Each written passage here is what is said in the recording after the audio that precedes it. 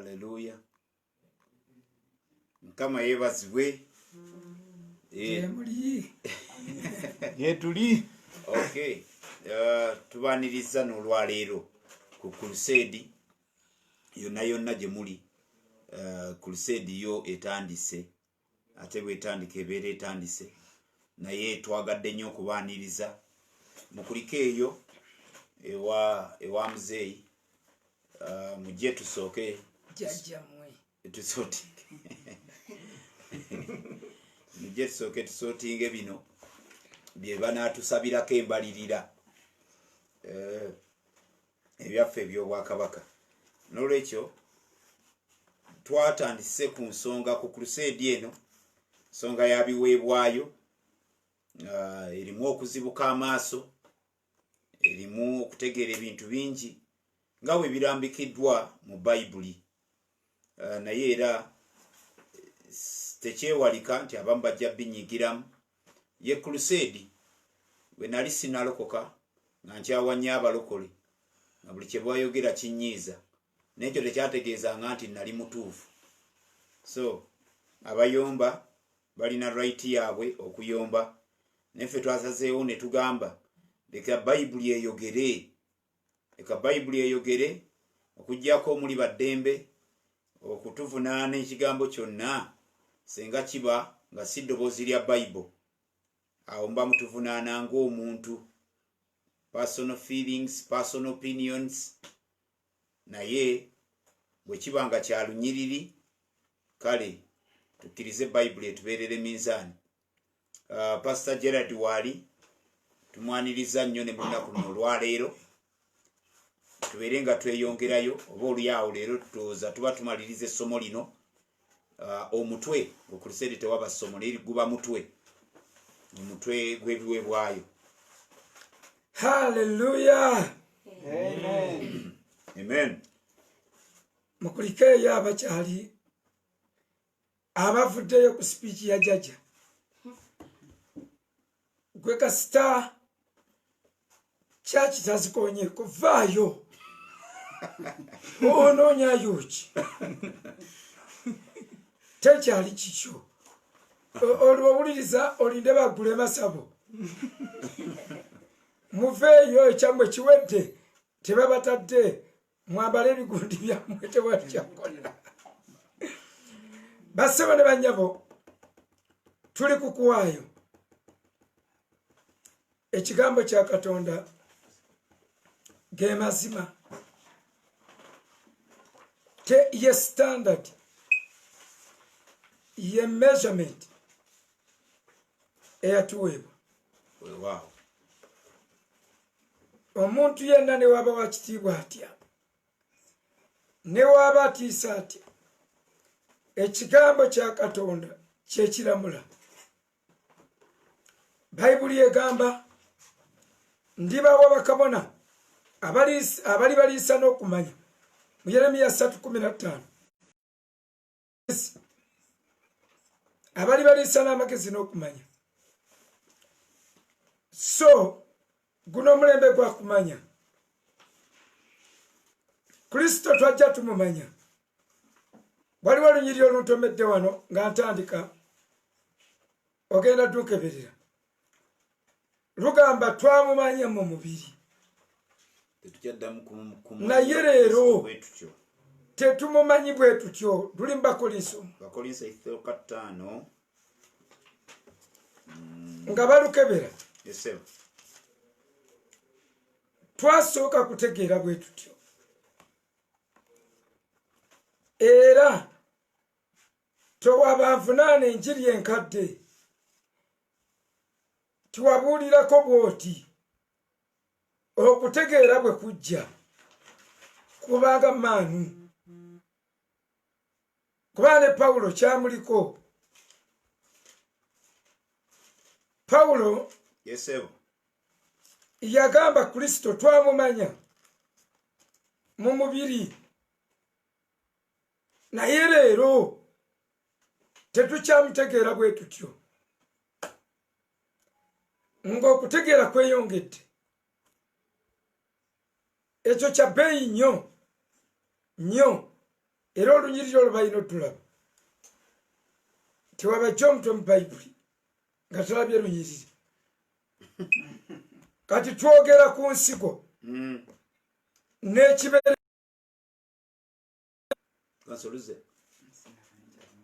ku nsigo n'ekibereberye guno mulembe gwakumanya n'amagezi smartphones favor smart heads kakati twogera ku nsigo ku kibereberye ebiweebwayo ebikkirizibwa mu bayibuli basema ne banyabo ekkanisa zibadde zisolooza ebintu ebisukka ku mateeka ga bayibuli ebisukka kulagira kwa bayibuli ebisukka kutegeera kwa bayibuli amazima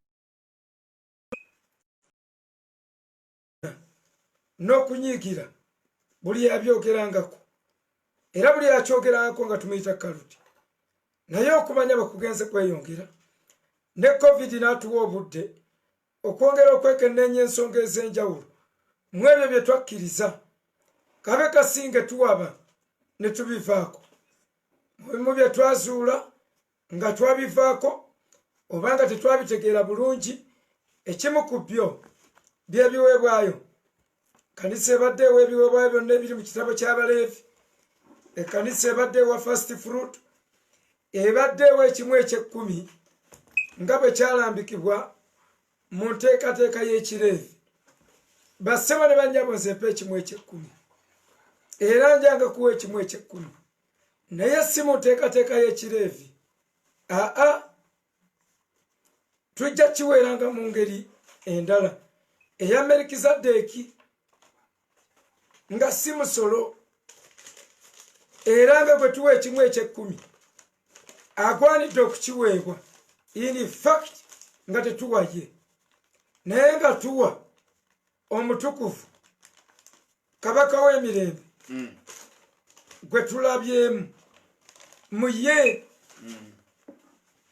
omuntu bw'abanga wafujjo tagwanira kukiikirira kukwata biweebwayo bya Katonda mujjukire eky'Abaleevi mbajjukiza mu bujjukiza baaba wange ekiweebwayo kubanga tebaalina mugabo ayimiri baaba wange ebimu eby'ekkumi Katonda naawe ensonga they don't have any inheritance obutafaanako ng'abasumba abalina omugabo balina omugabo ku kanisa balina omugabo ogw'omu ggulu ogwa Bwakabaka mwe tulaga bakola balina projects in fact sibe baali boogerako baali boogera ku kika ekitalina mugabo era Katonda bwe yagaba ensuku Katonda n'agaba ebibanja Katonda n'agaba amataka Katonda n'agaba ebibuga Abaleevi teyabawa luvannyuma nnyo n'abawa ebibuga ebyokubeeramu bubeezi naye nga si byabwe kati ekika kya Leevi buli webanga bagaba omunyago nga tekibaako lwaki kiba kirina ekimu eky'ekkumi buli muntu yenna agamba nti ekimu eky'ekkumi okikuŋŋanyiza mu ngeri y'Abaleevi oba mu nkola ya Kireevi oyina okuba nga tolina mugabo either nga gwolina wabba mubbe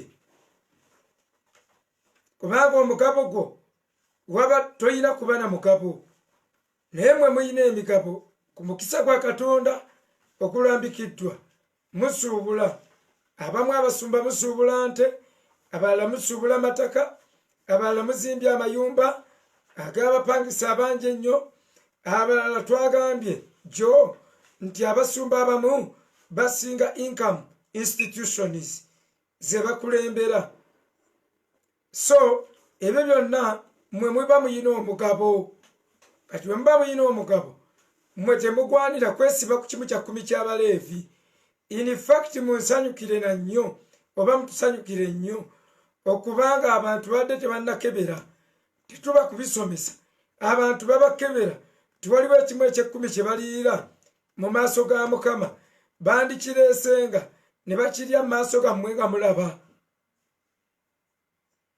wakirisanyukira ekyo wakirisanyuka nga tukubuulidde nti ekimu eky'ekkumi toddamu kisolozanga musolo kubanga abakisolooza ekiddako babagenda kufa.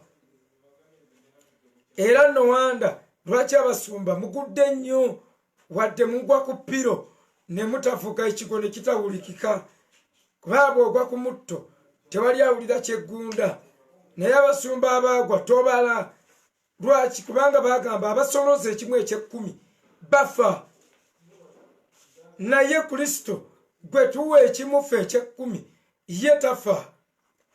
Ngamba abakiwa ate nga tayagala kimu kya kkumi kyonna ekireetebwa ng'enguzi. Katugeze oli malaaya n'oyenda n'ofuna abasajja n'ogakamala okwokya Katonda ekyoja mu miro n'omusimba ekyoja mu miro aleme kutunulayo ku bwamalaaya bwo asirikewo. Oba otawaanira bwerere okuwa ekimu eky'ekkumi awo oba owa musolo muba muwa bwi musolo. Katonda tayagala musumba. Matayo 12 nsooke luli olulabise Bakolinso ekyokubiri 5:16 Bakolinso ekyokubiri 5:16 natyo wanagambye so from now on we regard no one from a worldly point of view, though we once regarded Christ in this way, we do so no longer. Therefore, if anyone is in Christ, he is a new creation. The old has gone, the new has come. Bakolinso ekyokubiri 5:16 okusooka leero kyetuva tulema okumanya omuntu yenna mu mubiri okumanya newankubadde nga twamanya Kristo mu mubiri naye kaakano tetukyamumanya nate bwe tutyo. So baganda bange n'agamba nti omuntu yenna bw'aba mu Kristo ebintu byonna biba bifuuse bijja. Mbadde nkugamba nti okumanya kweyongera. Ono Pawulo yayogera nti bamanya Kristo mu mubiri naye leero tebakyamumanya bwe batyo. Pawulo baliwo we yatuuka n'agamba nga ndabye n'omubiri ani alintaasa byenjagala okukola si byenkola ate byesaagala kiki kye mbagamba nti okumanya salvation is revelation. And revelation is progressive. So gradually buli wetwewayo Katonda okumanya kweyongera. Ne bye tusoma mu Bayibuli Omwoyo Omutukuvu ajja n'abigaziya. Ennyiriri zino zonna ezikwatagana n'ebiweebwayo eby'ekireevi tezikola ku kkanisa kubanga ffe tuli mu bika 12. Ndowooza ekyo kitegeerekese bassebo ne bannyabo. Baali bafa be baawanga ekimu eky'ekkumi abakisolooza era nga gwe mugabo gwabwe afe nga afunye. Tebaabawanga kantu nga tebalina ku mugabo mu nsi ya Isirayiri. Katonda n'agamba I am their portion. Kakati ekyo kye yabagamba nga balina kusavaivinga ku kimu kya 10 abantu ne bakiwa Katonda bo Katonda n'akibaddiza n'abanga God was their portion. Kakati leero buli muntu yenna n'omala ogamba the Lord is your portion nga naye si portion ya Pastor Sakira agenda okuwa ekimu ekya 10 nga ye si portion ye gwoba omaze okudisassociating okwejja ku mugabo gwe tuliko ogw'obulokozi and therefore toba mulokole. Ekyo kitegeerekese bulungi. Tweyongeddeyo musumba. Waliwo ekiweebwayo ekiyimbibwa ekyogerebwa ennyo ekireekaanibwa bakiyita first fruits and seed ekibereberye n'ensigo. Kakati abasumba bagezi awo nawo n'otaggululawo olwaleero nnyo kale wennumba kale tugende abasumba bagezi nnyo. First fruit tebakiteekako fruitu bateekako first offering. Bakyogera mu Luganda mu Luganda tebakyogera mu Luzungu bakiyita kibereberye sembere no bakulabe ojja kunkubisa ejjinja uliriza bagezi nnyo bwe bakiyita mu luzungu buli omwe abajja kulabuka mu luzungu bayibuli y'oluzungu ekiyita first fruit ekyalivuunuddwa nti ekibala ekibereberye ekibereberye kakati ebibala bino katonda yateekawo ddi ekibereberye yateekawo ekibereberye mu kitabo ky'okuva tukisime kuva mu ndagaano kadde tukisime okuva mirandira gyakyo gye kiva tulabe oba kitambula ne kisomoka ne kiyingira endagaano empya otyo bwe kikuloosinga endagaano empya nga mumanya tugenda kuwa ekibereberye bwe kitakuloosinga ogezanga n'okinsaba naye bayibuli ketugambe tusooke kuva 22:29 n'olwasatu Exodus chapter 22 verse 29. naye nkuba akafaananyi nga yesu ayimiridde ng'agamba ebyo mwasabanga ani yabibalagira bwe tugenda okubatambulizaawo tuli ku first fruit and seed otutumyewa Exodus 22 29 to 30 okuva essula ya 22 olwa 29 paka ku lwa 3 the book of Exodus chapter 22 okay pakula nezibikulwa mukole notisi soma okay olwa 29 lugambye do not hold back offerings from your granaries or your vats. You must give me the firstborn of your sons. Do the same with your cattle and your sheep. Let them stay with their mothers for 7 days, but give them to me on the 8th day. Kakati ekibereberye ekyensolo n'ekyabantu katonda yakisaba era ekibereberye kya mukama enyiri bwe zookera kakati buli anaagamba nti asaba ekibereberye tugenda kikulaga mu bantu kya mukama mu nte kya mukama abasajja abasinga bamulaba bayina ente basaba ebibereberye nga mwe muteeka mu kibbo ku ssente naye teri akwata kibereberye ekyente ye ku nnaku 7 naye n'akireeta kakati eyadibya ani yadibya kino lwaki ekibereberye kyente n'embuzi ne ku bubizi bwammwe ne ku nkoko zammwe lwaki tekiweebwayo lwaki temukireeta kansooka eri mu kisibo abange mmwe lwaki temujja nakyo mwenga temukireeta abalala kabanga agambye n'ekyomwana asabye ekyomwana nga bamala n'omwana gw'omuzaala ennaku meka ennaku batugambe ziba 7 bwe ziggwako ennaku 7 ku nnaku olw'omunaana abalina okuleetebwa kakati buli ansaba ekibereberye ngenda kujja n'abaana kubaana nange nyina bangi ngenda kukwata omwana wange omubereberye Victor nkasabike mu kibokisi kalekerewo wekasiza nkaleete kateeke mu maaso g'ekkanisa ndaba munaamuweerera kuba muba mulina omulabirira wa mukama mwana wa mukama bwe mutuuka ku ekyo mutya obuvunaanyizibwa awo oba tojja kusomayo naye nga tetukutandikidde ebibereberye bye yasaba teyabisaba mu ssente mwokka naye abasajja bagezi bazibu akyogera mu luganda kibereberye kumbe bano bateekako akagambo akalala nti fruit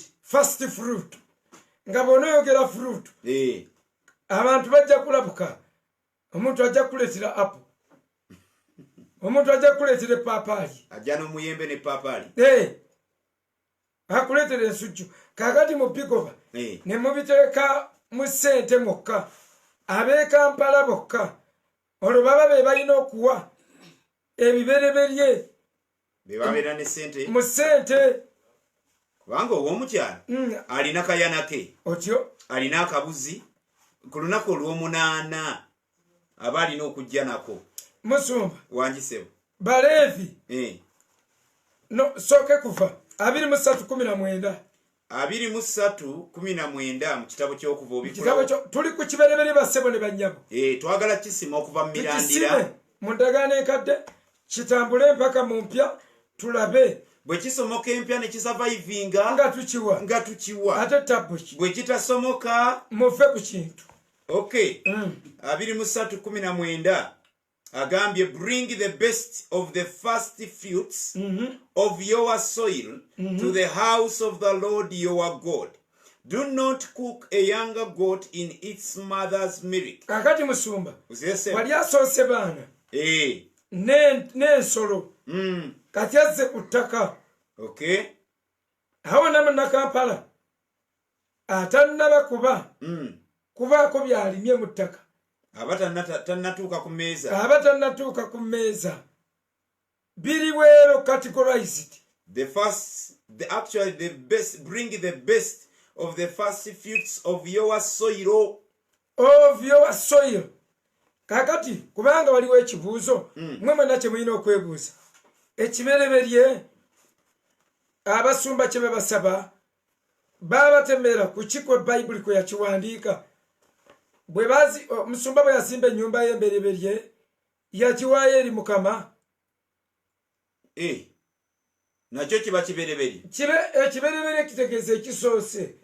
Bantu bw'okireka mu bbanga. Bw'okireka mu bbanga. Emmotoka embereberye. Ennyumba embereberye. Mwana omubereberye. Mukubeere example abasumba. Teach by example. Bring all your first fruits. Bring all your first houses. Your first houses. Bring all your first cars. First plots. First suits. First clothes. To serve first wives. Anti kati tebalaga nkola, tebalaga ki? Tebalaga nsalo. Kubanga wozikwatirako wekiviirawo.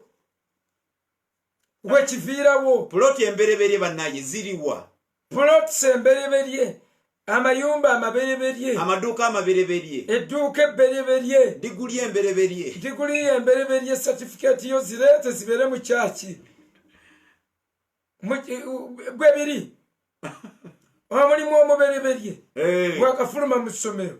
Gwe toddamu kutoolako. Ogwo omulimu omubereberye guwe Mukama.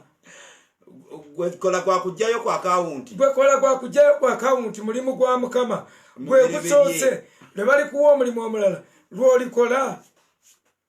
Yiyi ataawo nammwe mubigiza nti bo tebabiteekako nsalo. Kye twagala obbayamba bibeereko ensalo.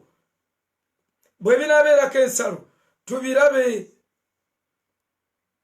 Ekyo kitegeerekese musumba. Kituuse. Kakati nga amazima kiri nti Bayibuli yakiragira. Bwe kuba kusoma busomi nnyiriri nga busomi nnyiriri. Bayibuli yakiragira. Era olunyiriri abasumba balwagala nnyo luli mu ngero 3:9. Bayibuli yakiragira. Katusomeyo. Ekinnuma ku mulembe guno pastor kiri kimu. Kwe kuddira Bayibuli ne tunokola mbwe tuba twagala bwokka. Notafuna gye tuyita contextualization neebula. Naye olwokuba akanyiri kagwa mu kyoyagala. N'okasimba n'okatuyanirako. Sooka osoma olwo tugenda ku Baleevi 23:10. Ngenda kunyumizayo musumba omu. Endiga ze zo zijja mumanya bwe ziba zaakuddukamu mu bintu ebyo. Zibiddukemu. Feno tugiyita last chance. Kakisa akaweereddwayo eri buli muntu. Okay. Tugambye tugenze mu ngero 3:9. Lunyi lwa 9. Honor the Lord with your wealth, with the first fruits of all your crops. Then your barns will be filled to overflowing, and your vats will brim over with new wine. Kakati kye bagambye nti honor God with your wealth. Abasumba balusoma ne balukomya. Wa Mukama Katonda ekitiibwa n'ebyobugagga byo. Nga balaba wayongerayo sente bakyazibuuse. Sente zibazibuuse. Bagenze kubibala. bazzeeyo ku bibala by'ettaka lyo. First fruits of all your crops. Bazzeera ku crops. Abatali balimi mwabo mu Kampala luno mu Luveeko. Kati olwo lunyiriri omusumba talusoma. Ow'ekibuga lwesonyiwe. Sooka olwesonyiwe. Tulina ge twagala obbazimbamu n'okubalaga. Nkubuulira teweesittala gwe funa amazima nange kino kitala nze nange waliwo abadde bampa fast fruit abamutu. Okay. Naye walokose tulokoke crusade last chance. Eno last chance fena tujewenga chance. Okay. Abadde bampa fast fruit je bali neye ekiboga banji Buluganda banji. Juzo omusumba teyampita sakunyumiza. Omusumba yampa ekibereberye. Bade bakituwa. Ekyenkota yetto. Ndi kyekivuddemu. Kakati ffe tulokose. Bw'oba okireta osobola okukola ekintu kyekimu n'okiwalinnya ppya. Noga love offering. God does not stop you from loving. You love him. Kitegeeza love esigalira kuggwe lava. It is up to the lover to love with offerings. So bwemba saagadde neme kuwalirizibwa. Paulo kyekiri kye yatugambye ti abooluganda ti mutegeke bulungi tyotyo bwenzija kireme kubanga ekisolozi. Not with compulsion. Buli muntu awenga bw'awulidde mu mutima gwe kubanga Katonda ayagala omuntu oyo agabane essanyu. Naye neeralikira omusajja atunuulira ekiyana kye n'agaana ye omuntu bannaaye naye ddala nti weeyo kyekibereberye n'owulira ng'akutuka n'ekintu totawaana kubanga temuli ssanyu mu ekyo. Temuli amateeka mugamba tegafuga. Okujjako abalumiriza amateeka nti gafuga bo basigale mu buleevi. Abagasimba tige gafuga tuli mu dispensation of the law bo basigaleyo mu kireevi era nga bwe bakwata ku kimu eky'ekkumi basasulenga 20%. Awo ekkanisa tuba tusigazzeemu eba ya Nekemeya.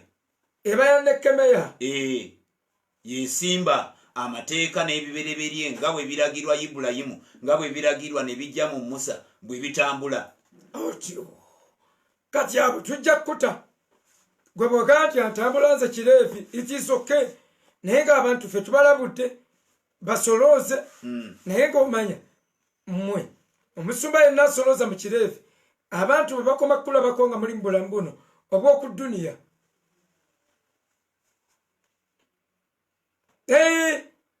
Be bafa gurupu eyo mu bulamu buli obw'okubuddako oba toliiko kubanga amateeka gaawanyisibwa. Musumba twongereyo Baleevi 23 olw'ekkumi. Baleevi 23 olunyiriri lwa 10. Omanyi bw'oba n'otegeera Bayibuli totandikira mu Revelation. Otandikira mu literal understanding. Sooka ogisome nga bw'eri. Kuba Bayibuli egamba mu Bekolinso ekisooka essula 15 layini okuva ku 45 nti first with the natural. Ekyomubiri kyekisooka. Not the spiritual. Si ekyomwoyo. Kati ng'onootegeera Bayibuli endagaano enkadde enkulu nnyo. Kyova Bayibuli era yennyini yeetugamba mu Yeremiya 6:16 muddeeyo nti wabaawo okubuusabuusa obanga mubuliddwa ekkubo eribawummuza oba ki. Go back and ask of the old ways where the good way is. So mu makubo ge twasazeewo okubuusa tuli mu kubuuza bano ebiweebwayo bye baakolanga abaatusooka. Kaakati nammwe Mukama be yayogera nabo ng'era nange mmwe twabaluŋŋamizza ekimu eky'ekkumi nze mpa ekimu eky'ekkumi. Why? I got an encounter. Katonda yadiringa nange personally. Mpa ekimu eky'ekkumi nze. Naye empa anyambye nanzijjako empa gye mbadde nkiwaamu mu ngeri y'obutategeera n'okweraliikirira n'amaanyi okunzigwamu ne bwe nnayosanga okukiwa n'osaagaana kujja ku kkanisa. Enjala eyinza n'okutta ng'okitwala n'otakituusa na kukituusa. Kati ekyo nja kibalaga nyina wano ebitabo 2 byenjo bajuliza mbibawe. Okay. Baleevi 23:10. Baleevi 23 olunyiriri lwa 10 ono ye asomeseza ng'agamba bw'ati olunyiriro lw'ekkumi lugambye speak to the Israelites and say to them, gamba abayisirayiri when you enter the land I am going to give you, mmwe kasita munaayingira ensi gye mbalagira okubawa. Why? For them they were sojourners. Baali batambuze era abayise. Kati abasuubiza settlement, their promised land, which was Canaan. Ensi efuuka ensuubiza gibasuubiza, naye olw'okubanga bayise teyabasabako ku first fruit. Why? They were sojourners. Okay, so first fruit tebagisabira mu ddungu.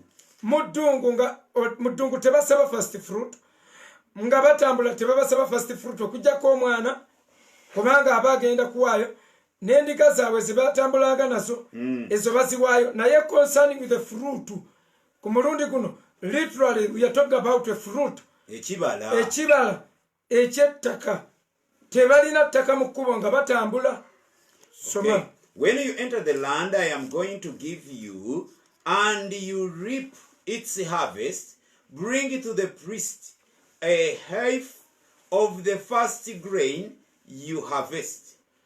Tiwe munaatuuka mu nsi ensuubize gye mbawa, tye mundeetere ebibereberye by'ettaka n'ekinywa ekiwuubibwawuubibwa, mukireete eri kabona. It is to wave the sheaf before the Lord, so it will be accepted on your behalf. Era ekiweebwayo ekyo wakireetanga kabona ng'akiwuubawuuba bw'ati.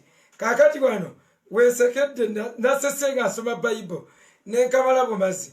Waliwo omusumba musajja wakatemba nnyo.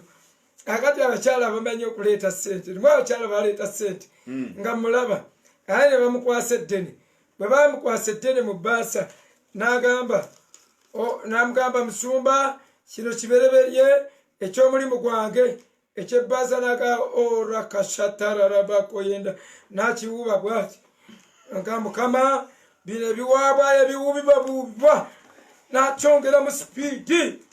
Kati omukazi n'agamba musumba gwe tunaawanga tye eri omusumba gye nnali ng'omuwa ekiweebwayo ne yeebaza n'ateeka wali n'akusabira mukisa, naye gwe okiwuuba n'okiwuuba. Abantu baffe baagala nnyo emikolo. Kakati olw'okuba baagala nnyo emikolo, bano abaana bano bannayuganda osanyusa munnayuganda. Ne bava mu mikolo. Bannayuganda balina abalya nsimbi. Mwana mulenzi akiwuuba ansesa n'akyoka kyetolola nakyo n'agamba mpulira okubeera kwa Mukama kamunguluzo olwo yamukutte. Naye ffe byonna abagezi kati tubiraba nti konna balya nsimbi. Mmwe kati tubalabula, tubayamba, tukuyamba kusomesa.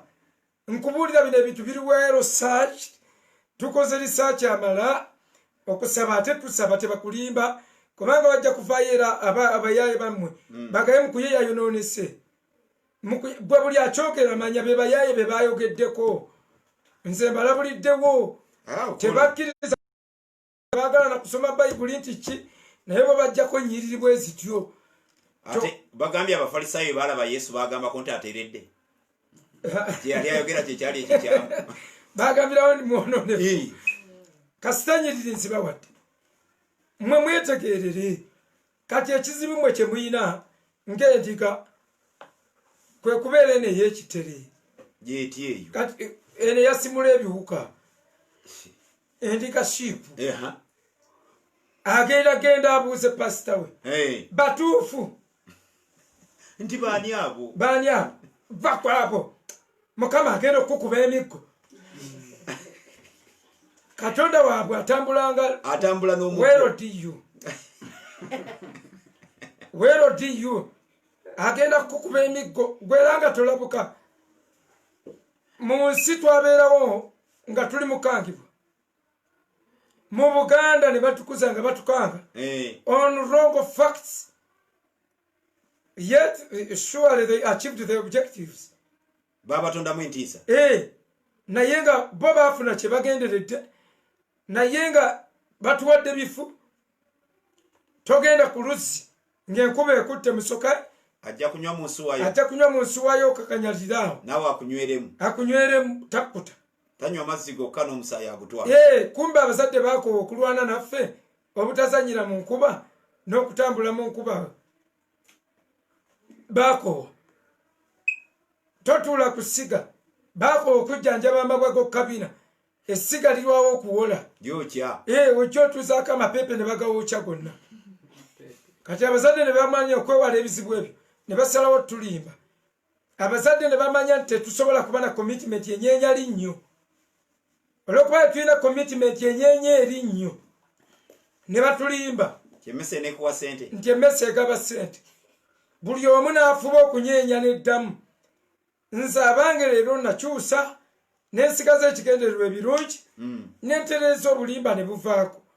era obwana bwange mbugamba buli linnyo ndigula 3,000 era waliwo abamanja ez'erinnyo tosasulanga waliwo lwebakudde waliwo bakuulanga 2 ate omu nakuula 2 malamba kakati nobanga oyina looni kati amannyo gonna nagalya looni in fact fourth born yaŋŋambanga mpolaayo 3,000 gano gonna bwe nakuula obe nga tosasula kati ye nagampola yenagalya looni nyina niwengateeka era bamanyi mannyo ga ddadi era mwana yambuuza ddadi ogenda gakozesa ki konze kaleke kayinza okufuna kagula tomanya ebintu bingi bituuka ne bitunda kati bamanya amannyo ga ddadi we gali ngagula Victor gaye gonna yaganguza sente yazirya gonna ge yakuula kakati fact teyina kyekosa abasumba bamanya abantu bajja kudduka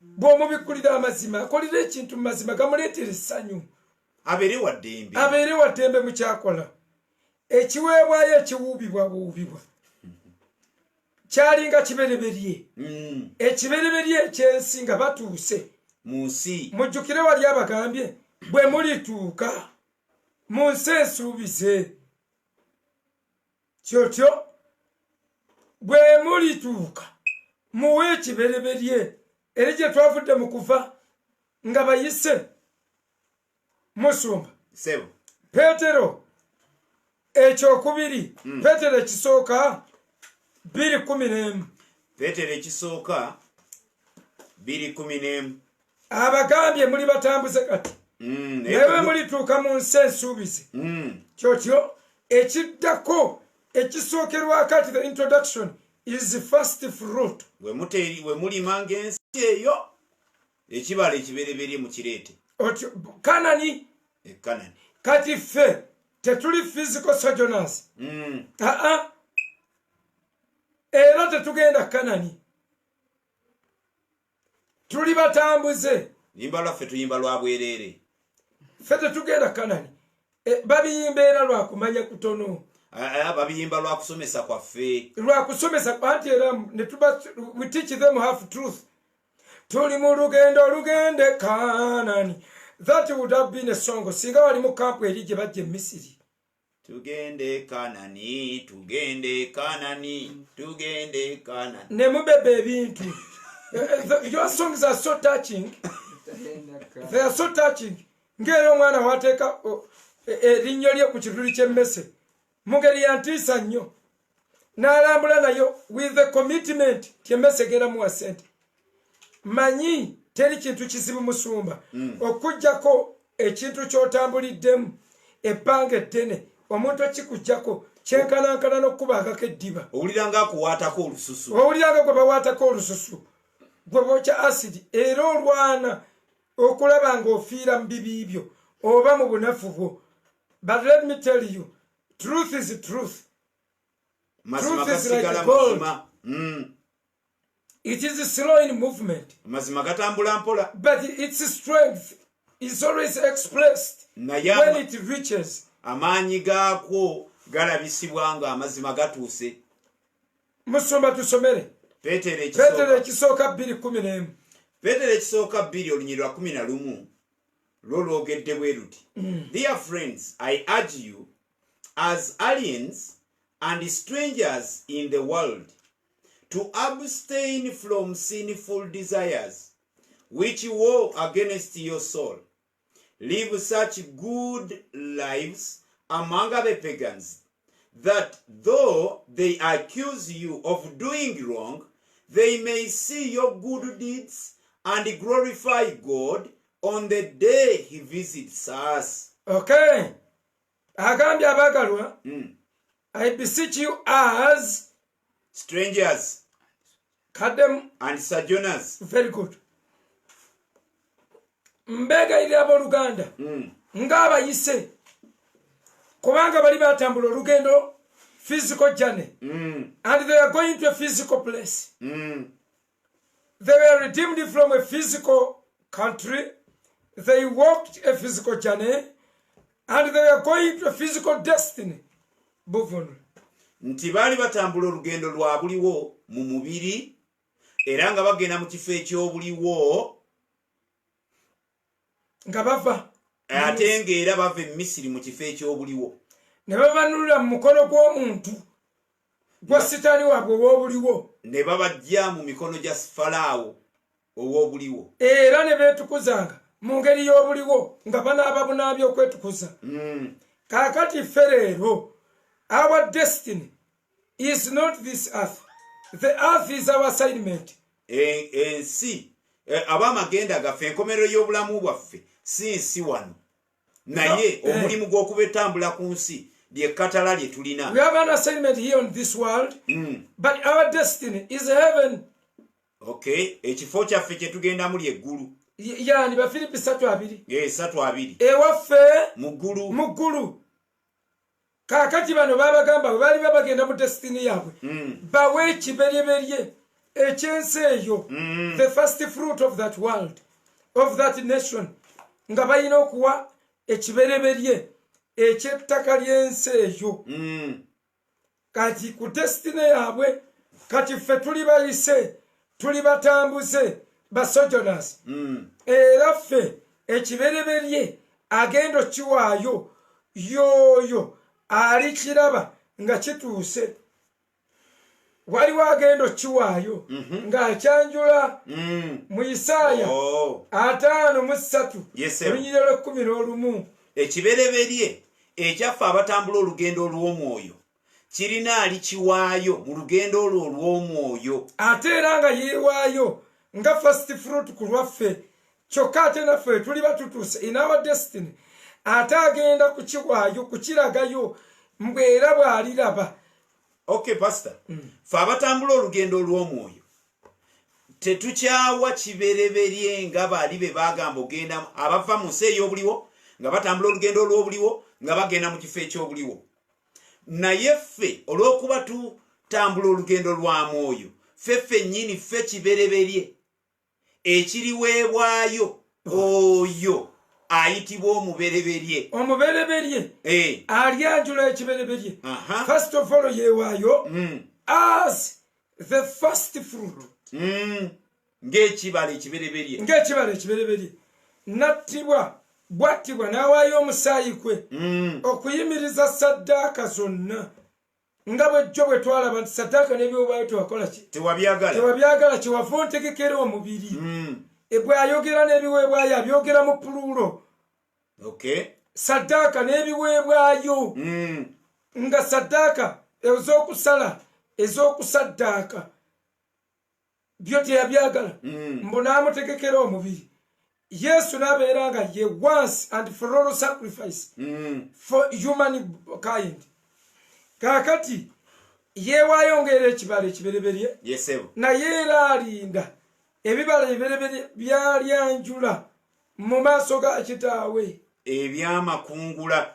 Ye Isaaya 5:3 layini ey'e11.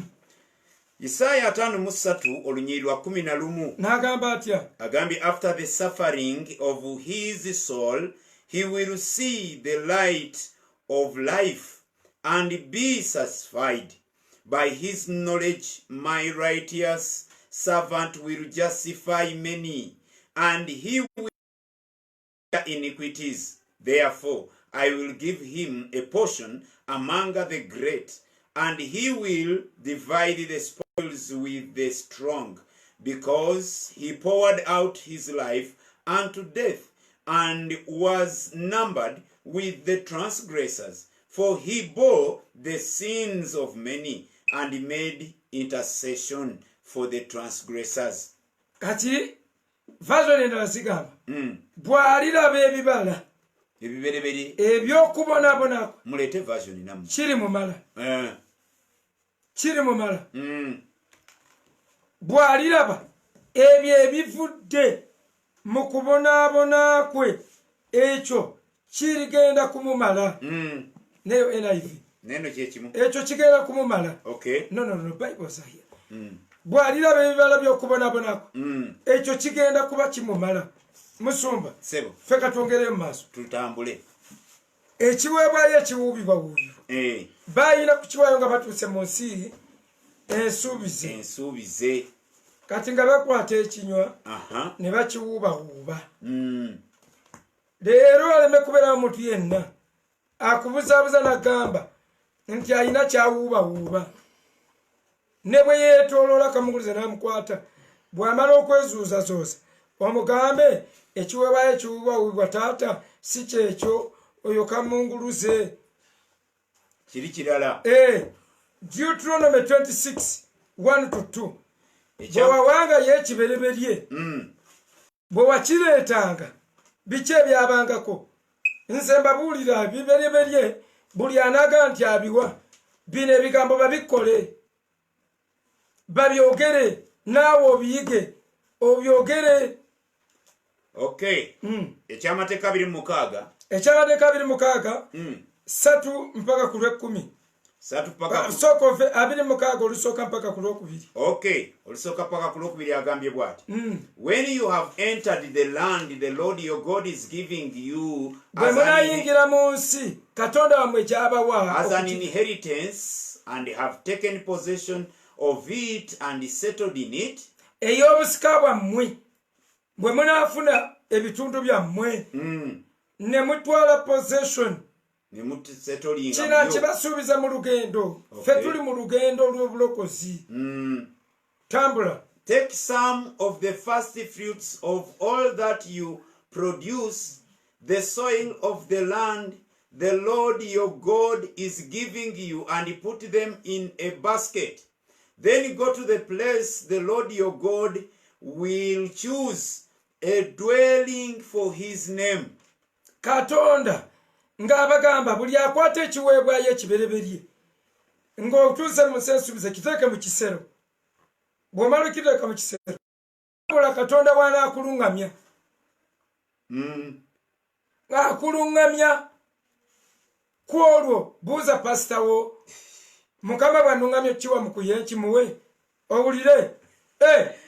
Sitaani muveeko mu linnya lya Yesu. Agoba dayimoni. Awo agoba dayimoni. Kyokka musumba konsaani yange eri ku muntu ali eyo oba omusumba oba omuweereza agamba kati laba abaana bwe baavuwaza ekkanisa. Teri bugagga businga mazima. In fact mwe mugyavuwazizza. Lwaki omuntu agaba n'essanyu bw'aleeta ekibereberye nga bamuwadde omusaala gwa mitwalo 3 takwongera aba yamala. Kati ateeza abampa n'essanyu agamba musumba kakuwe kasente kange nakuwaako 5 ngenda okulaba bamuwadde yalansi nagamba musumba kakuwe yawe 3 ogenda ogatta nga sente omuntu ze yakakuwa mu ssanyu lye nga zisinga ekibereberye kye mukaayanira n'ekimu eky'ekkumi kyokka kye mukaayanira ekibamyudde amaaso ne munkyawa mwenna nga temukyayagala buli omu atunulira ng'omuyeekera munyuukira bwerera amaaso. There people give their land freely. Olinakwata ekyapa n'akikuwa nga kyabukadde 3 kyayiika 23 nakwata yiika 6 Giradesi kwali okwo ye mujulizi nakwata yiika 67 ezange zaali zasooka wiringire nezisiga mu mwami bamuyita Misaki nga nzisimbye kalituusi wiringire and happily ne mukolera n'ebiwandiiko era aba atunda ekibira kye nze namuyambako okukitunda ate ne sizimba mutima kuba nze nalimanyi oluzungu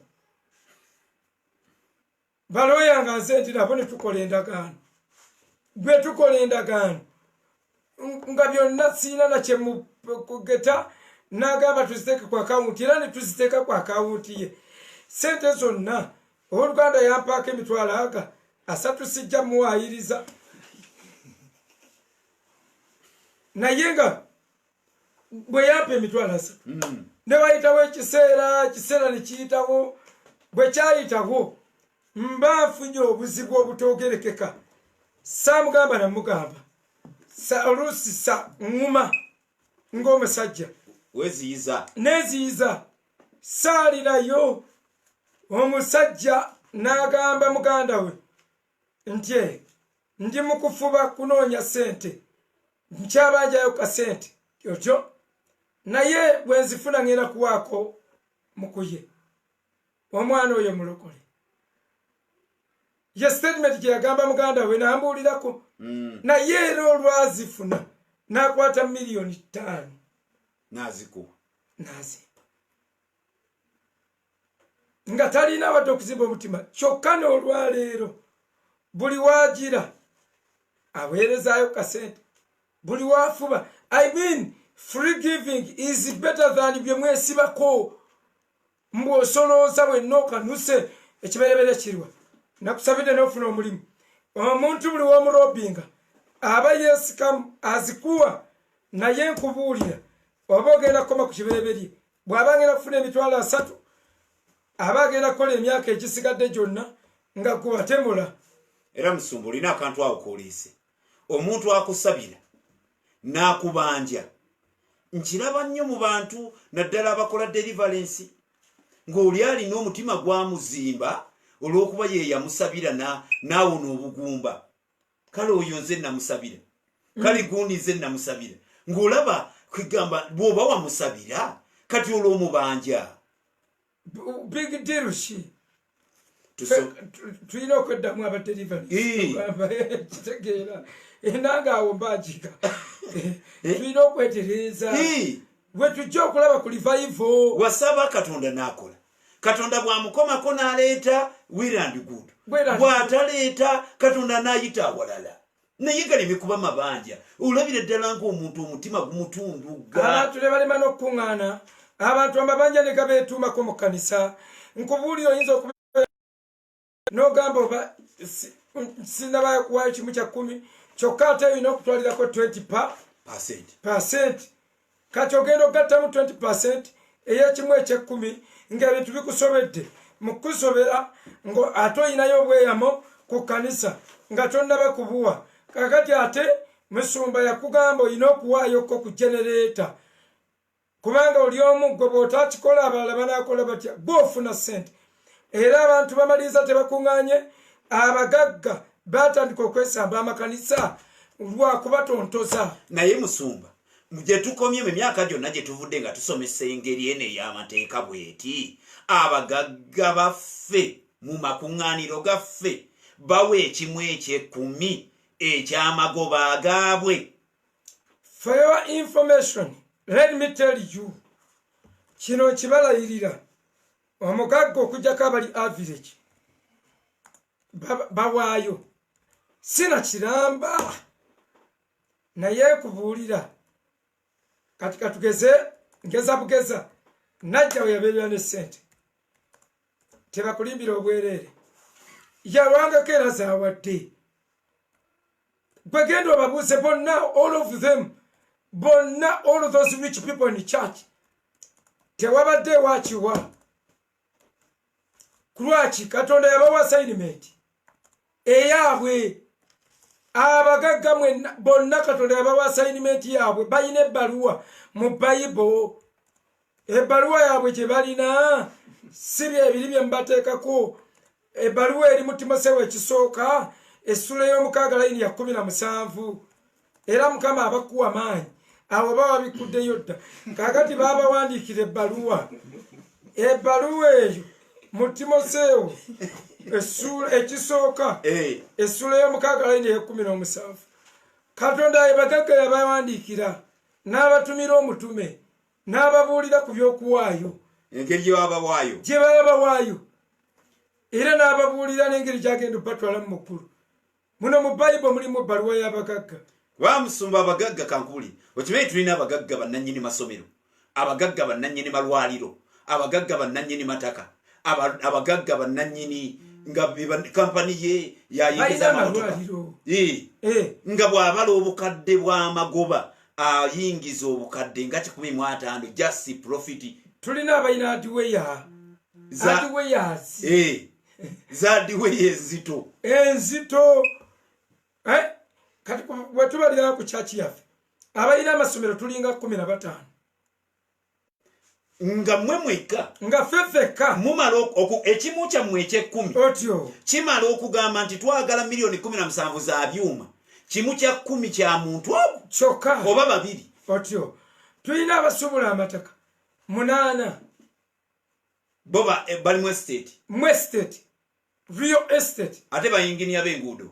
Tulina bayinginiya abasukka mu 10 kuba amanyiiko abawala 4 n'abasajja nga 6 ate abasawo abatali abajjanjaba obujjanjabi naye bannannyini malwaliro. Tulina abasawo, tulina abalina amalwaliro hospitals mu church balinga 5 nga eddwaliro lirye nga tapangisa liri mu kibuga nga livuganya amalwaliro amanene. Abo bonna tubalina. Tulina abasajja nga asobola okukwata miliyoni 3 neyeegulira emmotoka n'agitulamu n'agivuga. Kakati miliyoni 3 yagasuddemu mu kiko. Abaana bagula pikipiki awo ku kyakye nnyingi ennyo. Buli omu agiguze miliyoni 5. Tugambe emitwalo 55 bagisuddemu. Bwe kibanga ekimu eky'ekkumi ekya sitayiro y'okusolooza bannannyini kimala kiweebwa ne kimala kiweebwa naye abantu olw'okuba baaloobingibwa basigazaamu ebituli ate n'akolima mbu bagenda okubakolimira basigaza shortage omutima somehow gumaliriza teguyildinga tebafunye mukisa gw'abasuubizibwa. Musumba mbadde ku kibereberye ebigambo ebyabagambibwa nti batwale ekiweebwayo mu kifo Katonda w'anaabalungamya. Ekibereberye nga kukulungamizibwa gwakiriwe mwandikyesibye ku mwandikirese kulungamizibwa nga ndiwaddembe okulungamizibwa okitwala ku Baptist Church nga ndiwaddembe okulungamizibwa okireetera Pastor Sakira baba bote olungamiziddwa kubanga agambye bwe muba mwe bakiremerako mulungamizibwe kale tumanye muli mu ndagaano ey'omubiri mukola bya mubiri muli ba mubiri era ne bibalondoola bijja kubaawo. Kakati soma ebiddako olunyi lwa 3 lugambye and he said to the priest in office at the time, I declare today to the Lord your God that I have come to the land. Musumba. Yes, sir. Bwe watuusanga ekibereberye n'okituuse wa priest eyabeeranga mu office mu kiseera ekyo pastor mukuyenga nga bishop akulekeddemu otyo muganda because you are the one in office at that time. Togeza mujambia kakati uliriza kino wano bagabi bosanga oyali gwoyogera nno tebalina kusabira otontoma bino ebigambo wammanga. Said to the priest in office at that time, gwalense gwoyogera, I declare today to the Lord your God that I have come to the land the Lord our fathers to give us. Number 4, the priest shall take the basket from your hands and set it down in front of the altar of the Lord your God. Ulira omukolo bw'ojja n'ekiweebwayo first fruit ziri mu kibbo ekibereberye mu kibbo kirese bw'okituusa olukiteeka mu maaso ga kabona akikutikula n'oyogera otya n'oyogera ng'ogamba I declare today to the Lord your God I declare today to the Lord your God yogamba priest that I have come to the land nzize kugana natuuse mu nsi the Lord saw to our forefathers katonda gye yagamba bajjajjaffe gye yalaga bajjajjaffe to give us kakati ebyo ebigambo ebisooka introduction y'ekibereberye bw'obimala bw'okireeta ng'ogamba nzize kukakasa nange nazze nze nange natuuka munsi esuubize era for that reason tunula ekibbo kiikino bw'obimala kyekiddako the priest shall take the basket priest n'akijjawo from your hands and set it down in front of the altar of the Lord your God n'akitwala ku kituuti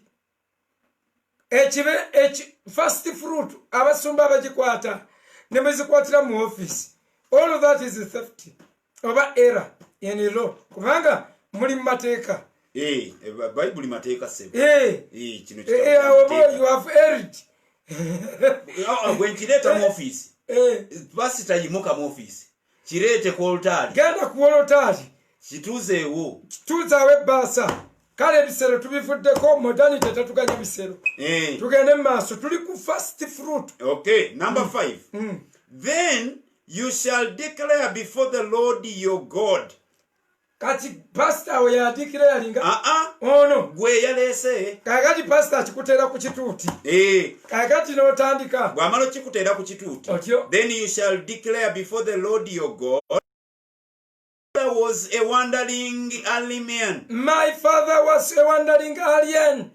And he went down into Egypt n'agenda Misiri with a few people yagenda n'abantu batono nnyo kale and he lived there n'abeerayo and became a great nation nelifuuka eggwanga eddene powerful ly'amaanyi and numerous nga lijjudde abantu but the Egyptians naye Abamisiri ill-treated us ne babakuyisa bubi and made us suffer ne batubonyaabonya putting us to hard labor ne batussaako obuzito bw'amaanyi mu kukukola. Then we cried out to the Lord, the God of our forefathers, and the Lord heard our voice and saw our misery, our toil and oppression. So the Lord brought us out of Egypt and an outstretched arm with great terror and with miraculous signs and wonders. He brought us out of this place. He brought us up to this place and he gave us honey.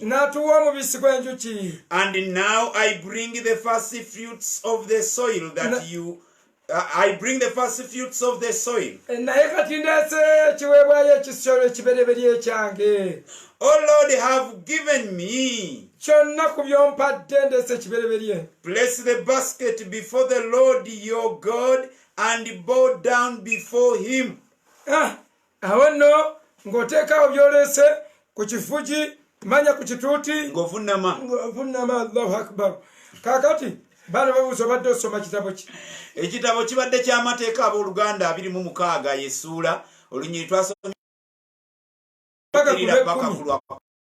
akati bassebo ne bannyabo kyalina amateeka gaakyo agakigenderako agakitembeeta bw'oleeta basiketi ng'oyogera ebigambo nga 3 kabona ng'akitwalayo ng'oyiwa ebigambo bya nnyiriri 6 nga weetaagisaawo awo essaala empandiike bino biwandiike era buli mu Isirayiri kino ekitontoma akyogera buli whereby that is how they kept their history when it is not codified, it is not written, their history is not written anywhere.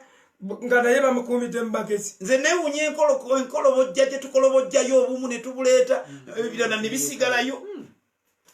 So bw'oba osazeewo okuwa kino mmwe bakazi mmwe nammwe basajja mmwe buli agenda okusigala ng'ow'ekibereberye emikolo gino gikole kikole nga bwe kyakolebwa. Sooka okwate ekitontome ogayo jjajjaffe yagenda mu Misiri ali omu naye munnange ne baala bwe baayala musajja n'atusaako ekifuba tatukozesezza emirimu tukuba bulooka tewali butiba ngawo nagwe weeyogeza gwate aleese kabona ali wali amuggola liiso alinda omaleyo etiki bannange tuboneebonedde mu bulokole buno. Wuliriza ebyo byonna bw'oba tobikole va ku kibereberye, va ku kibereberye. Ekkanisa eteekawo eti ekibbo kino kya kibereberye nga nze yawadde ekibereberye mu January nga nfunye omulimu omulala mbato mpeerawo ekibereberye. I mean kijja kitya kuberya kutya. Bano babagaye mu nsi nsuubize bwe batuukayo mbu basobole okwapreciatinga basobole okusanyuka.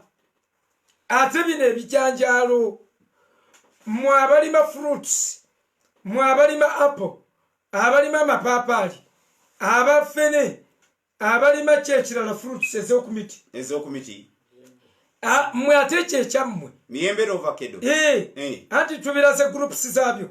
Waliwo first fruits in humanity, in human beings, mu bantu, first fruits in mammals, munte first fruits in the ground, from the ground, ebimera muva kuva mu ttaka. kati waliwo special fruits kiri ekyenjawulo from trees. Okay. Kasita omuti gwonna guba nga kigenda kubala gy'osimbye bamapaapaali bawovakedo baani mmwe totawalanga okuleeta buwova bwo mu kanisa oba bifene nammwe bannakyalo bonna mubibagambe lwaki kyabanga kya muzizo okolaki okuleeta fast fruit y'ebyo. Soma Musumba Baleevi 19 ffe mu kyalo nga ebyo byebitubeezaawo. Baleevi 19:23 ovakkedo tujja tumwetiza mpaka kwa 25. Baleevi 19:23 mpaka kwa 25. kino nno kye bayita the whole council of the word of God. Otyo kakati ekintu ne tukifuna mu bulamba kati omusumba n'atunnyonnyola switch off n'atunnyonnyola kakati bwe tukifuna ne tufuna kanso gyonna nga musumba bwagiyise kati tuli ku fruit ebiweebwayo bino ebiva ku muti ku muti bye tutayita waliwo ze tuyita annual and perennial crops ezo naye twogera ku zino kati eziri ez'emiti tunazinnyonnyoka nga tusoma kale 19 Baleevi mmeka 23 mpaka kwa 25 23 paka kwa 25 atugambye when you enter the land and plant any kind of fruit tree regard its fruit as forbidden. Ebibala ebyabyo ebisooka bya muzizo soma. For 3 years you are to consider it forbidden. Era okumala emyaka 3 nga feneewa abala awonawona Katonda tomuwaako. It must not be eaten. Temulya biwova byonna obireka ne bikunkumuka. Fast fruits zaabyo ne biyiika byonna. Apples zonna oleka ne biyiika. Now you don't qualify to eat them. In the fourth year, all its fruit will be hoary. Kati mu mwaka gwa kuna mu mwaka ewo yenna byonna kati mu mwaka ogwokuna lwe biba bibeera holi, biba bitukuvu si gwe okubirya, biba bitukuvu ye first fruit. Soma tunannyonnyola agambye in the fourth year all its fruit will be holy, an offering of praise to the Lord. Mu mwaka ogwokuna omwovakkedo gwonna ebibala bye gubala mu mwaka ogwo tikka pakira mu nsawo yiwa ku yeekaalu pakulula ffene yenna ow'omwaka ogwo yiwa ku yeekaalu kati kikusala olwena anti giri esatu jakunkumuka forbidden ogwokuna buli kyonna ekiriko omwana wo n'amala akiryako oyo forbidden bamuganyi abalidde forbidden fruit otyo but in the 5th year naye mu gwokutaano you may eat its fruit kakati basebo ne banyabo emyaka 3 eky'abaleevi ekiweebwayo ekyomuzizo abo bonna gy'emyaka 3 Kristo gy'amala ng'abuulira enjiri oleesa amakulu olwo ndeese tukigoba kati kubanga musumba kino ekintu kuba twavuddeyo kale tetukyalima fe ab'Ekampala tetulima ennimiro wagitugobyemu naye buli omu ayinawo emirimu gyaffe tugikategorizinga tutya tugambe nti ono ovakkedo gino miyembe kati guno gye kasooli bassebo ne banyabo ku kibereberye bantu be bagamba mu nsawo kakati bwe kiddira ekibereberye n'ekibalira ku bino bye tusomye ne tukibalira ku ovakkedo nakyo kibereberye mulimu gwange muti gwa ovakkedo kale myaka 3 sirina kukukombya kabona sirina kukukombya wadde 10 saamuzizo tokomba ku ssente z'omuzizo ali nange sikombako nange kanzizimbe mu mayumba ate mbaziridde mbasiziridde naye wesirina kugenderaawo ziba za mukasuwa ndoza mubiraba nti tebirya napulikebo bane bino si byaffitina si lwakuba nti nanyiize kuba waliwo eyanyuuzaawo nangamba wabula kye bakoze kikulu balayika tebakuwadde kuki ku biweebwayo ebya covid naye ekyo si kituufu kubanga enalemuze teyampa mmere ne bwe nayambala yero nenfuluma naye era sigikuba sigiyombesa ya mmere yayo bagenda mugeyena kati nyombe nabo baki bayinza okuba bateekateeka nga balindira maaso olaba Qur'ani juzi yagamba buli ayambala yero tayinza genda mujjana hadithi yayogera twabasomera hadithi mujja kuddayo mukirabe mwekumu abasoma abaaliwo ku last chance for Muslims nga nabbi yagamba buli ayambala yero kintu kibi nnyo mbwera tasobola kugenda mujjana era omusajja omu yali agamba oba njozeemu yera gwemukoye yokyabyoke bino si bya bufuzi naye bya kisiraamu twabibasomera hadithi ezo musumba emyaka 3 onnyonnyola lwaki babirekanga ne bikunkumuka ng'eyo period it was the period of grace to the garden.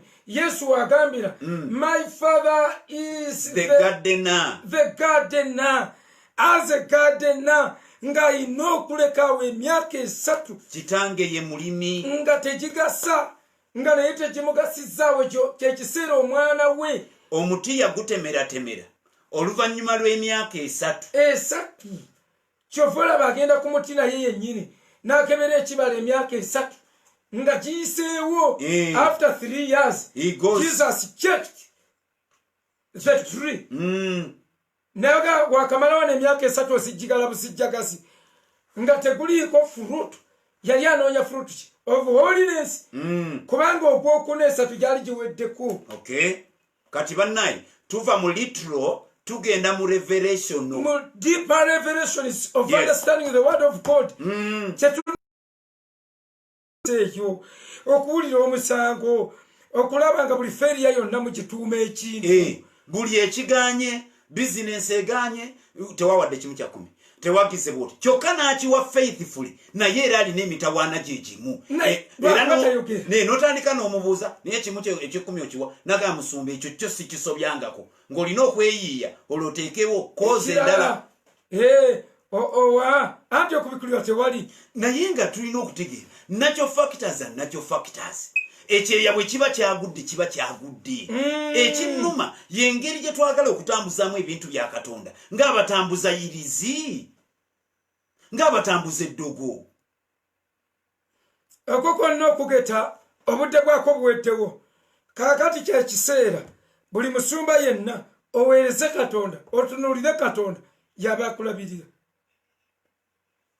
akulabirira tuve mu getolo gye abantu tewakyaliwo kiweebwayo kyonna nga kiriko omusango ogugenda okumuttisa aweeva mwenna abakristaayo tuweeta kati tunatera okumaliriza yes abakristaayo mwenna kino kyammwe nasoma ekitabo ekigambibwa nti Pawulo yakyerabira mu musingi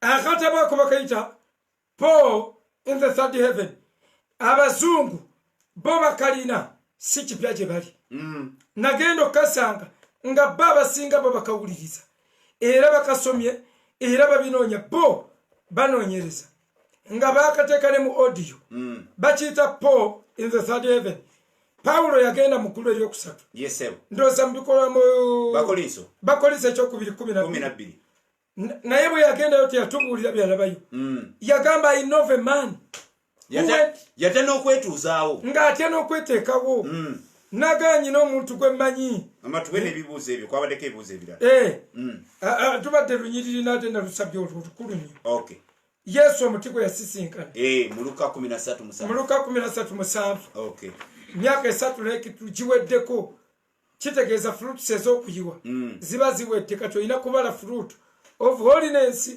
kale musumba okyama ndi ku Paulo akatabo ke yeerabira mu musingi Paulo yaleka akatabo ako yali akyewulira I know a man eyagenda mukulu simanyi oba mubiri simanyi oba mwoyo naye ndooza mubiri naye Paulo yali yeeraze mbu Katonda n'amukyalira nabikulaga sikweraga siri mulazi wa firimu nabikulaga owandiike abantu bange babeko kye bayiga n'akakola n'akawandiika mu mukono gwe n'ateeka n'asigulayo bulooka wansi n'azinga mu maliba n'ateekayo kaakati ba excavators America yakwata tenda excavation oba babakiyita okuyikuula engeri ya geology excavation banga si panva eriyise in fact bayise eri be bakalaba naye olw'okuba tenda bagikwasa mu America nga kiri ku ndagaano obubbi buli eno waffe bo bali si babbi nnyo ne bagala tukoze tutya ne bagala tukatwale mu America ne bakatwala mu America abakugu ne bakekenneenya ne bakenneenya handwriting ne bekenneenya dates of the handwriting nga for sure the book was of Paul kakati nze nsanti omutwe gwange tekutuulirawo otakula nakajjuzajuza dda ku kompyuta kwekali buli wamu nekasoma namu waliwo ne conference gye wakala ne conference emu gye nakalangiriramu naye naera tayagala kusoma ne bwokola otya ne bwotimba ebimuli ku kitabo naye mulimu ebintu bino wammanga Pawulo yayogera ebigambo mu katabo ake ebitiisa katiisa n'okusinga ekitabo ky'okubikkulirwa naye nyina pati gye natuukako nga baleese omusumba baleeta musumba nga yazanyira mu biweebwayo mbwe eddoboozi ne ligamba mumuyuse ebyenda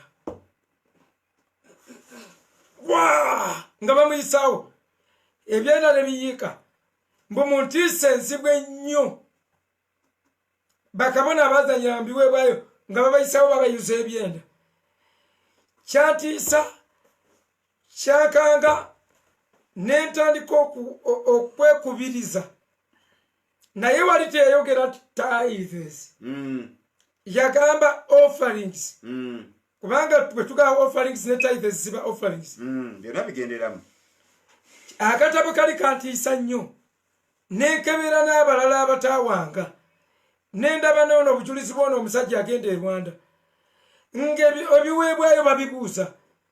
Nalaba firimu gye bayita 1001 nga musumba agamba nti byagenda mu ggulu naye ng'ebiweebwayo babibuuza.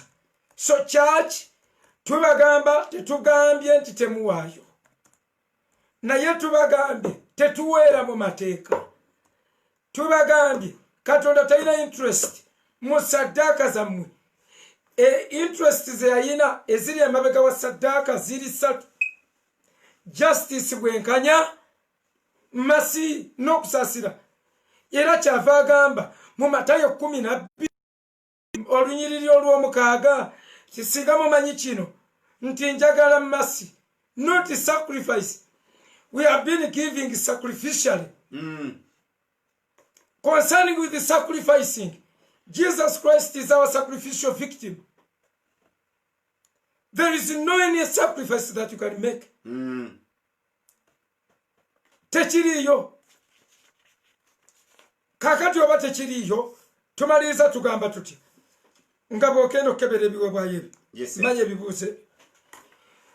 Tumaliriza tugamba okuwaayo muweeyo.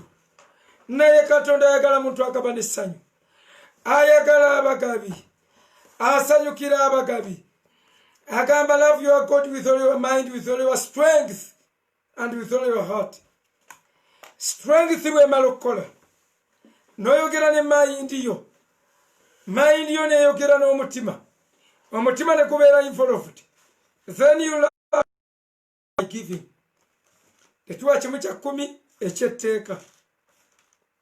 Tetuwa kimu kya 10 ekiriko engassi eya 20%.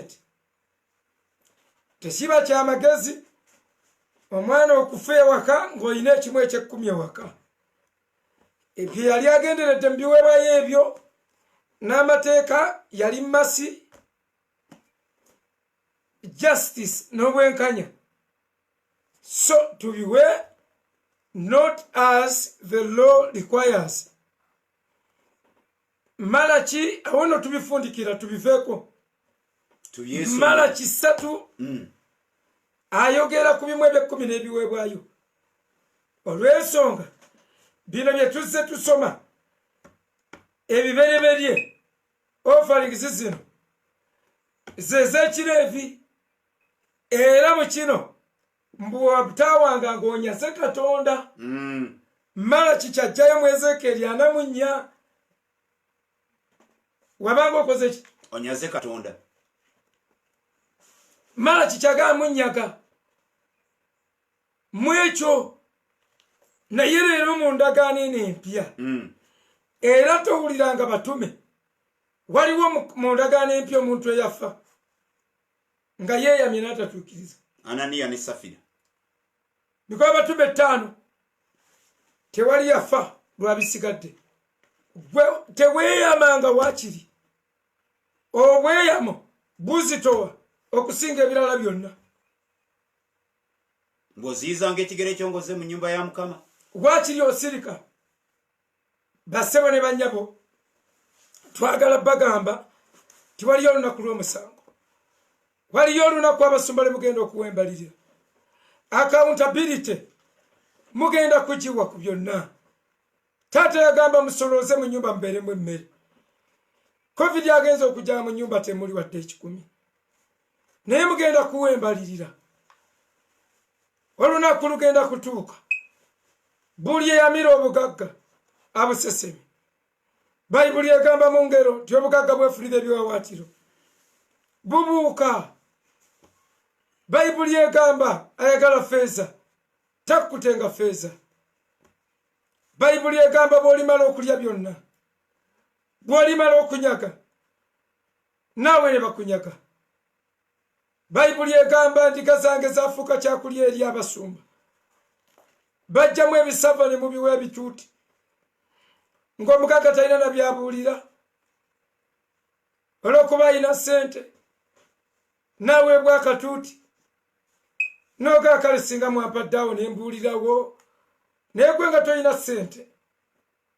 Omugagga n'alinnya n'ayogerayogera ebintu. nabadde nkulagidde oluyi lw'abagagga naye waluno ogize mpolampola n'otalusoma nga lugamba mu abagagga tye kuutira abagagga babeerenga bagabi tyotyo bawengayo bagabirenga abanaku balemenga okwesigana obugagga bwabwe tyotyo basobole okufuna ekyokuyimako okusikira obulamu obwa ddala awo wonna tebalina kyebabagambye tebabagambye bibereberye tebakibagambye naye ne babasuubiza obulamu obutaggwangu ensaba y'omugagga eyawukana n'ey'omwafu mugagga asaba ekitonotono n'agaba ekinene God, I thank you, Lord. Thank you. Father, thank you. You have blessed me. Hallelujah, Jesus.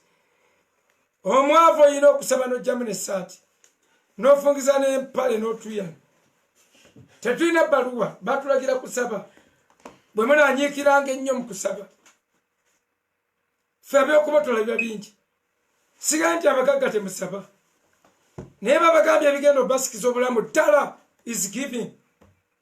You give to the poor. Kino sibiyize leero ebimu waliwo nagagga yambuuze nteeka sente mu balema nteeka sente mu bano nteeka sente mu kino ne mu Crusades bwe siwa kimu kya 10 n'okubalika tekibalika ku sente zennyina mbanyonoonye ne mugambo abatoyonoonye. First of all yali amaze okusuggestinga ng'agenda kimpa naye nga nyina okusimba amazima ga Katonda bwe gali kuba buli wokola practice mu bubbi tosobola kuwona naddala ku myaka gino egyaffe egikuze egigenderedde gwe bw'osanga omusumba ng'aweza emyaka 5 ng'akyali muyaye oyo temumutawaananga mukole kitinga ovaako muve baba beyond correction mukyusa ku kyamanyi maama nyabo omukyusa ku kyamanyi gwofuuka omubi ennyo kati naffe gy'emyaka gye tugendamu ekitakyusa kintu bw'oba aludde mu kifu kye ne bw'oyogera wakiri alwana akozesa influence ku influence kubanga kati tukozeseza byawandiikibwa. Those who retaliate are going to study the influence. Bagenda kujirira mu bigambo mu ttutumu mu mukuyakoze ekinyo mu buyinza bwabwe kuba waliweyanga nti ne chache y'abantu 2 n'abantu 10 bakulema okusumba oyogera bwogezi. I don't have a church today because I know the meaning of the word church. I'm not a senior pastor because I know the responsibilities of pastoralism. Omanyide ddaaki kitegeeza okuba omuliisa. Nkitegeera. Si kye kizibu. Bw'ate bakatala bameka balina amakanisa. Waliwo ne yali tamanyi wadde okwogeramu ekigambo ekimu. Mutabani wange nno nga akola bwa omukama yagamba ngende nkole church naye njagala gikola wali gindi nga nange kennyini omweralikiride saagala kubuusabuusa kuyitibwako naye ngamba mweraliikirivu nga mbula omugambo banoonya taata omulala nga nze ngetozaalike nga ndaba alimu kamunguluze naye munnange neewuunya yapita emabegaawo taata jangu olaba abaana bo nentuukawo ngaje naaba bonna balya kunzenze nga sibaayinawo abantu ngaana kakati gwe sebogookaye nti nze olwokuba sikoze kyaki omutwe bunafu naye I don't want to be a manager. I waited to become a pastor. n'okuvulira nga I can carry on that responsibility tubanze ndaba ebalemi nti ekyaki si mudaala gwa nnyaanya si ndiboota za ngatto tyokera ku makya n'osuubula n'osala n'otunda n'ensigo bagambire ddala n'ensigo yali kristo He was the seed naye zino ennyiriri zo zituwe ezo zisomebwe tuve wano Yakobo 1:18 ezo lusome tugende banaye tumaliriza kyovutolabatuwazingako tufundikira tukuba ekikalu embeera eyo mwe mumanye ebisigadde soma musumba Yakobo 1:18 olunyiri luno lugambye he chose to give us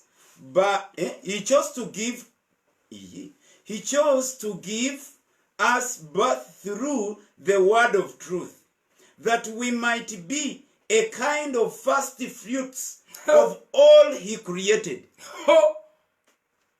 Tuweebwayo ng'ekiweebwayo kyekiri kye nasuusa okuleeta mu Isaaya bw'aliraba ku bibala eby'okubonabonako kiri mu malaika genafu tuzaalibwa okuyita mu kigambo eky'amazima tulyoke tubeere ekibala ekibereberye erya ebyo byonna bye yatonda oleesa olunyiriri mwana ffeffe nnyini teera ng'obadde mugezi munyonyi ffeffe nnyini okuba ekibala ekibereberye oluvannyuma lw'okutegeera ekigambo eky'amazima ekyatuzaala mu Kristo. So you either give the fruit or you become the fruit.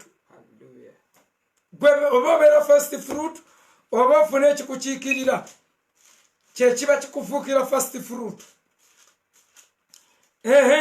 Tutuno leeta ono Revelation ebota musoma 14 ayogera ku mitwalo 14 ng'abali ba first fruit okuva mu Isirayiri Abayisirayiri abo bagenda okulokoka abantu bennyini kubanga kati ffe first fruit yaffe tugifuna okuyita mu kuwulira ekigambo eky'amazima word of truth ate Abayisirayiri emitwalo 14 bo bagenda kuba first fruit mu nsi yaabwe kyekiri kye mbagamba mwenna nti Isirayiri leero okulokoka kuzibu olugi baalugala abatume be baamala ne lugalo we baagaana kati bano bagenda okubanga first fruit era ne bali bannaabwe babalinze bagamba mulinde bannammwe abalina okuyita bwe mwayita bagenda okujja mubeegatteko then batwale lumu first fruit nga ye ya Isirayiri.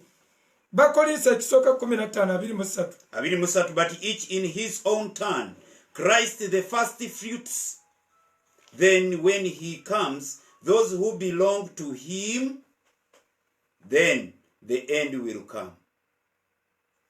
Nemukuzuukira 15:2 Christ was the first fruit. Bakolinso kisooka 15:2 kakati basebo ne banyabo tumaliriza ensonga z'ebiweebwayo nsumba nkozimaliriza yanukula ebibuuzo bino bw'oba onooba osazeewo okubyanukula nzikiriza mbyanukule waliwo ebibuuzo si bingi abooluganda babuuza should I pay tithe to a pastor with no church? What is a church? Church kyeki? A church is not a building. Church si kizimbe. They had a church. The first church was not a building. Ekkanisa eyasooka tekyali kizimbe. They are praying even in homes. Basabiranga mu maka. Actually, the real church is the churches nga mulaba kati mu COVID. Nti church ey'amazima yendo embeera nga gye tulimu eya kalantiini. Teriimu kugeya kubanga sikulaba. Teriimu emotions tondaba. Manye kale koyinza okuba ndaba. Teriimu agenda gamba. Teriimu motivation ya kibiina. It is a self-motivation and spiritual motivation. Kakati kyemuyita church. Si church ebizimbe. Yagamba ndizimbe kanisa yange. N'amaanyi g'emagombe tegali giyinza. Ebyo ebizimbe maanyi g'emagombe tegagiyinza. Mirundi emeka gye mugambye musabire ekituuti mukitukuze emizimu gyazzeeko. COVID teyatugadde. Mirundi emeka gye mugambye haleluya abooluganda mukama yeebazibwe. You know, when the children of God gathered, even the devil came and gathered. So, ladies and gentlemen, we are here, but even the devil has come.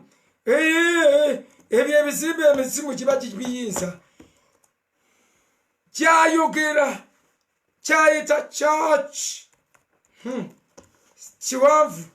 Naye nga ebyobuzimbe, ebyaki, ebyo byonna byonna, kyokka wabaawo ekizimbe we mukuŋŋaanira.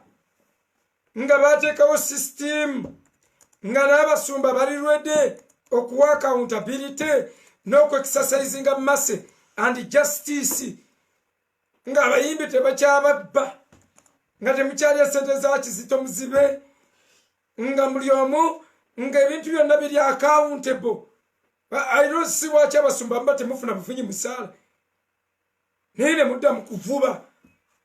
Ne bakuba omusaala n'oteekawo enkiiko zonna ng'ebintu biri clear ng'osayininga. Very easy. Ate nga mulina ne retirement age. Hayo muva we mulemera ku Museveni. Museveni tayinza genda nga bannaddiini temulitayalinga. So mbabuulira bino byonna. Kye bayita church. A church when 2 or 3 gather in the name of God, there I will be. What is a church? It is like a school. A school is not buildings. The teachers and the students. Bwe bakola school. Naye bwe muba mukuŋŋaanye ne muteekawo order. Eyo order gye mutaddewo. Mukigondere. It is a church with an order. Then bwe tuyingira mu kizimbe. It is a church with a shelter. Akirabye Musumba? Yes, sir. Oyawudde endoozi. Nkyawudde. Church abantu. Tuyinza okuba because fe abamu twatandikiranga wansi wa miti. Nga tuli wansi wa muti we tukolera services zaffe. Nga tumanyi nti Musumba gundi yatukulembera. So nga tulina bw'oyogera ku building. Ng'era obeera otuvudde. Bw'oyogera ku kizimbe. So bino nze byemu eb'ekumi bye twogeddeko Musumba. For your information. Yes, sir. There are people who tithe to me. Era mukyala wange namugamba atandike ku kiwanzi. Atandike ku kiwanzi. Gwomusumba. Kubanga kati Musumba. Bukyanga doza COVID atandika. Taseba. Talinyangako muyeka. Nze mwoki enjiri nziri kodinga ne muweereza. Gwomuliisa. Nze muliisa. Gwe muliisa we. Nze muliisa we. Kakali waba wa kukiwanga akiwulidde. Free will. Free will. Okay. So tetukolima. Abasumba tetukolima. Wamanze sinza kweyama nti mukyala Sakira namugamba bwentyo. Tayo tayiza kikobya. Oyo abeerayo n'olwaira afa kuvuunula. Abeera ku church bamuliisa. Okay. Ekibuuzo ekirala ky'ekyokubiri kibuuza. Ekyo kiddiddwa Musumba. Ekyo kituuse. Kituuse. Should I still pay tithe to a church where I don't get the word from? No. Mpe kimu eky'ekkumi mu kkanisa etandiisa ge makulu g'ekibuuzo ki? No. Ekyo ekibuuzo tukibuuze bwe tuti literally. Nga nte yekibuuza. Nveemu amata. Omusajja jansiba emboowa. Ankame naye nga tatwala ku ttale.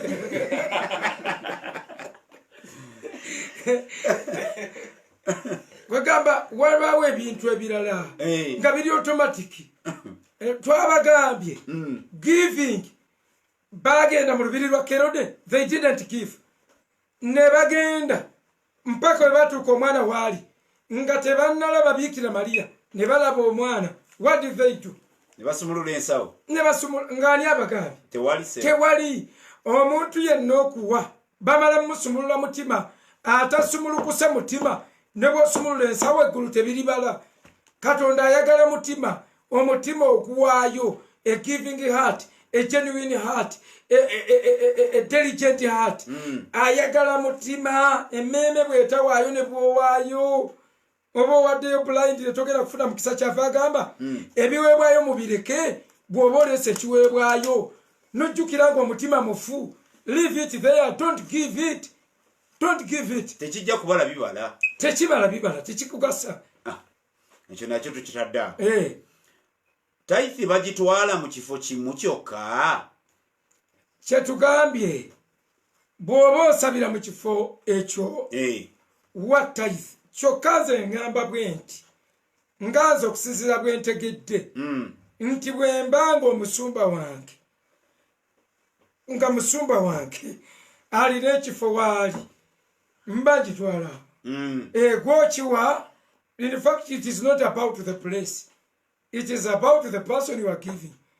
If that person is the person whose leadership you have chosen to submit to bwebanga eyo gyosazeewo to submit to ng'eri mu kifo ekyo wekiri, take it there. Kubanga bweneebanga okwolina kiweera namuŋoona kakati ate n'ogamba bakiweera mu kifo kimu kyokka, musumba naddamu nedda ne mu bifo ebirala. Kati n'ogenda ekatwe n'okiwa owa boda n'okisuula mu kkubo oba n'okikanyuka mu nsiko. So it is not about the place, it is about omuntu oyo gw'ogambye okusubmitinga to. Kubanga endiga tewali musumba agenda anoonya ndiga, tewali alina zinoonya, mwebali abazinoonya naye tugaye endiga zirina kwereeta otyo. Kakati ekintu kino nakyo which means nti zirondawo as a sheep. Gwe ng'endiga you choose. Musumba wange yali tamanyi, nze nakyama nempulira content ye neŋŋamba be my pastor, beera musumba wange. Kristo yatulonda, si ffe twamulonda, naye concerning with brotherhood ffe twerondera. Nogamba wano wensazeewo bwe wali ova ku mirembe kyaki wasiibula. Ate nasiibula, nava ku mirembe kyaki saasiibula nengenda mu victory saasiibula nenvaayo. Ogwo muze mubi ogw'okugira guba mubi, naye si tekiriiriko, guba mubi senga si kibi kitwala mugeyeena. Kubanga mu buntu wandibaddewo okusiibula, naye bw'osiibula nga mubadde mugenda amicably, nga n'okusiibula kwo kunaabakola bulungi. Naye bwemba bw'obanga woovudde nga wabunye, nga watabuse, wanyoose, toyireti tuzingira tuzikonkona. By the way, gwatakonkona ekyo kiyigire wano. Tikabuyonjo bagiyingira basooka konkona ku luggi. Okweyanjula mweyanjule ng'okyamya wange. Naye bw'owulira nga ofuddewo si lwakwagala, naye ng'owulira buwulizi nga temukwataganye doctrine wise, tewali wakikuteekako nti omusiibule. Lwaki? Okusiibula si kya Bwakatonda, kya buntu. Omanyi lwaki musumba? Nnyonnyola. We are in the kingdom of God. Yes, tuli mu bwakabaka bwa Katonda. Kakati omwana wo bw'aba ava mu kisenge n'agenda mu ddiiro, ajja kusiibule nti dadi mu kisenge nvuddeyo nzize mu ddiiro, nzize kusiibulako nga tafulumye ennyumba. Abasiibula be bantu ababa bagenda okugwa.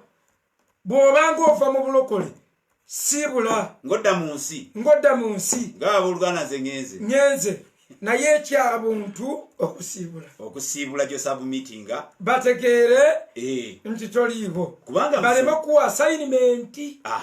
Waliwo n'abalala b'osiibula ne bakolimira.